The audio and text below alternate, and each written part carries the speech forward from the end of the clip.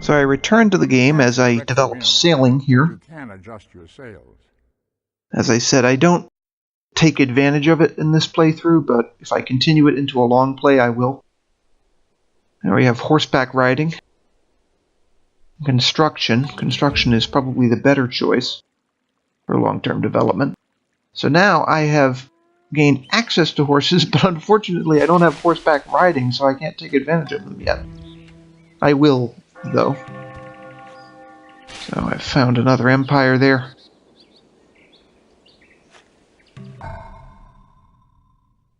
And I'll switch to worker production because I need them. Now I have some more settlers.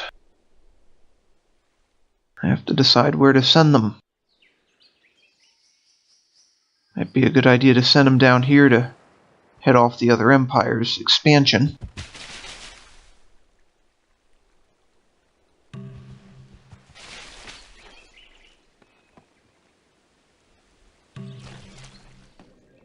So I'm continuing my exploration with the warriors here. They're turning out to be a very good investment, actually. Although they don't count because I got them at the beginning of the game. So there's a city location. My settlers can start a city there. Now, of course, it is far out in the wilderness, and as you'll see later, the barbarians invade the first version of it. So I'm going to have to rebuild it, actually.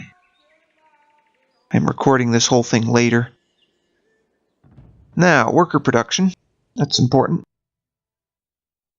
And these settlers have to go somewhere, so I'll send them up here. So I'll move the warriors over here.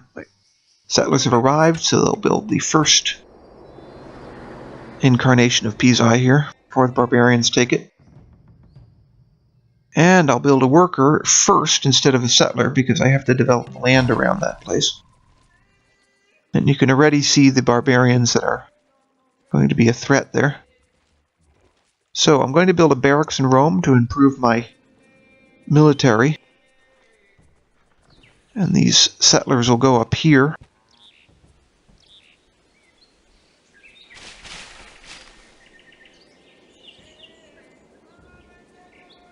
So I still have to do exploration here.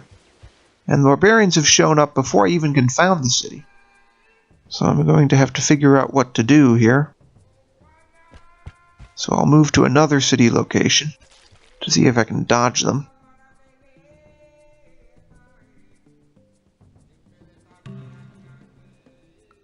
And it looks to be that the Chinese are unintentionally going to protect me there.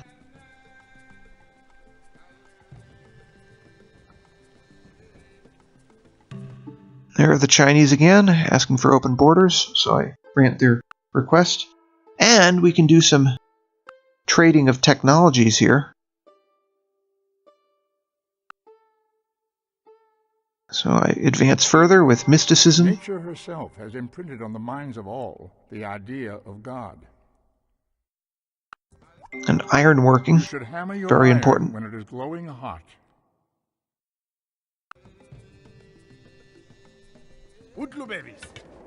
So I founded another city, and hopefully the Chinese there will make it difficult for the barbarians menacing it.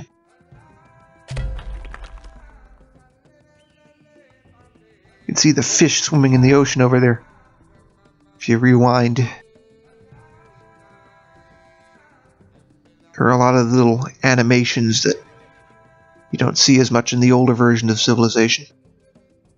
So I have more workers, and I'll automate them. And these warriors are continuing to explore.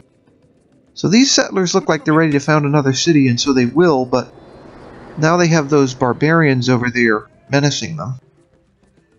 So initially I order Arretium to build a settler, but it's not clear how that city's going to defend itself, actually. If at all. I do order Rome to build walls. For obvious reasons. Now I developed construction. My name is Ozymandias, King of Kings. Look on my works, ye mighty, and despair. In Civilization 4, this is what allows you to build catapults, whereas in previous versions of Civilization you developed catapults with mathematics. So, Kremaya is not producing any culture. Forget it, I'm the one in charge here. So you get these tips from your advisors up in the upper right there. I usually disregard them because they ignore the larger context. And notice my score down in the lower right is ahead of everybody else, at least who I'm in contact with.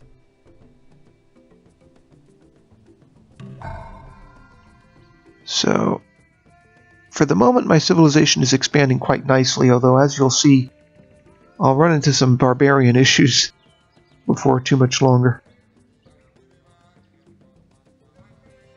So I'll build a worker in the meantime, or not.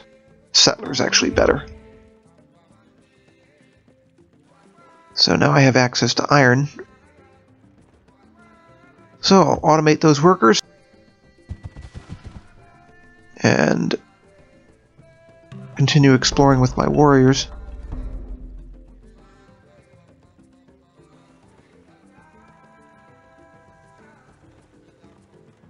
Those Praetorians there are the stand-in for legions in Civilization 4. You can only build them if you're the Romans. I am going to build some of them later. So Judaism has spread, so it's suggesting that my empire adopt Judaism, so I have done so. So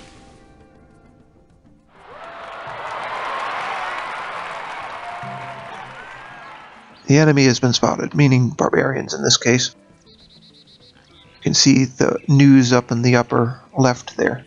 So I'm going to lose some cities to barbarians, unfortunately, because I deliberately neglected my military in order to build settlers and workers. So I'm going to examine my production here, going through all the menus, because it will be necessary now to change my priorities. So I have my civics there. Unfortunately, there's not a whole lot I can do to become more capable at this stage of the game. It's really too early. I haven't developed any civics advances yet. You can see there.